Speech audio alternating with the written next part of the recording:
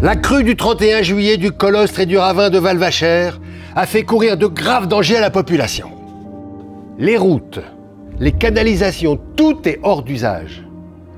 Le bilan de tous ces dégâts sera long à évaluer. En fait, il a pas mal changé de forme sous l'action de l'homme. La dernière grosse action, c'était au XXe siècle, avec les crues du Colostre de 1960 notamment, qui a été une crue assez marquante pour le territoire, pour ses habitants. C'était un rouleau très, très grand d'eau, parce que le pont avait cassé à remous.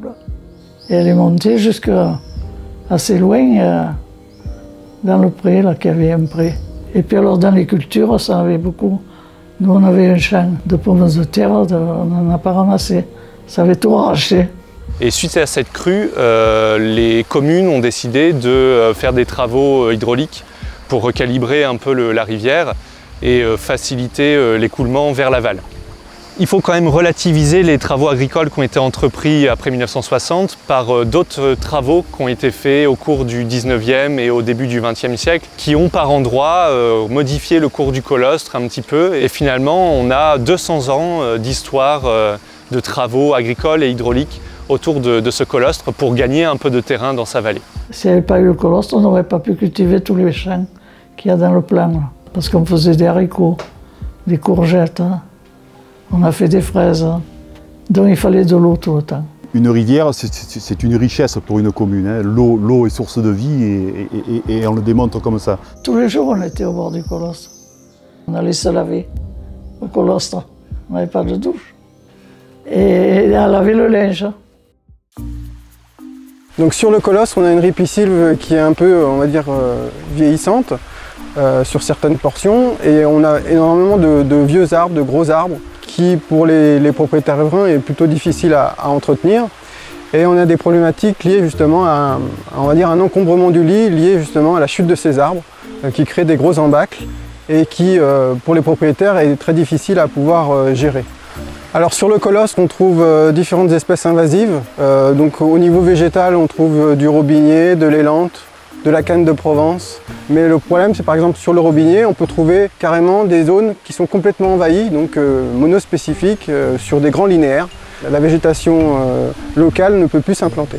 Le colostre n'a plus qu'un seul type d'habitat, avec un écoulement assez homogène et finalement très peu de variations de profondeur, ce qui en fait limite un peu le nombre d'espèces qui peuvent vivre dans ce cours d'eau.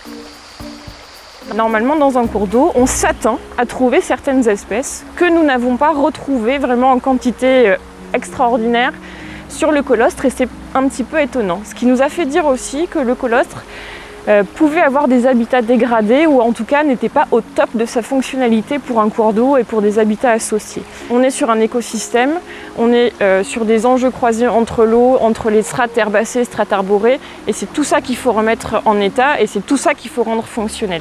Du coup, si on ne fait rien, on risque effectivement d'avoir une dégradation pure et simple du colostre, aussi bien au niveau hydraulique de son fonctionnement, mais aussi au niveau de la faune et de la flore.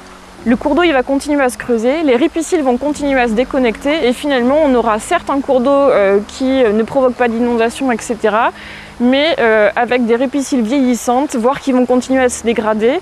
Et du coup, nous, on va perdre des habitats, soit à oiseaux, soit à chauves-souris, etc. Dans quelques années, un bilan, si on devait constater que la rivière a encore dépéri, de dire ben, on n'a rien fait. C'est ça le problème.